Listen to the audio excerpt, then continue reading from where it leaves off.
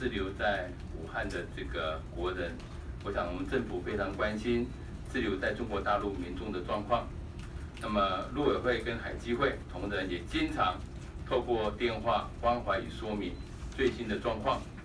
让滞留在大陆的民众或在台的家属能够安心。那么从1月24号到昨天为止那么陆委会跟海基会，那么总计服务了滞留民众或者是在台家属总共是1330人次，这其中也包括了协助19位滞留湖北民众他们在台家属到医院代理慢性病的处方药并协助家属将药物送达到湖北民众的这个手中。那我们也会持续的会同相关机关来协助。那么对于滞留在湖北民众，他们反映他们子女教育衔接的问题，那么担心或者是担心返台后工作不保金钱跟粮食都已经用尽等等的这些问题，本会都已经转请教育部、劳动部等相关主管机关给予协助，或者请海基会联系当地的台商协会给予必要的协助。那么政府要在这里重申，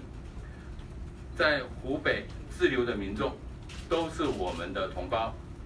我们有责任为他们提供最好的照顾，希望在台湾的民众也能给予他们更多的关怀。我们要强调未能如期返台的学生就学的问题我们非常关心，也认为应该要保障这些学生的受教权益，那么也认为这些孩子的学习不应该中断。所以教育部为了因应防疫措施而未能到校的这些孩子们，提供了居家防疫持续学习的相关线上教学资源，那么使学生在防疫期间能够居家自行学习。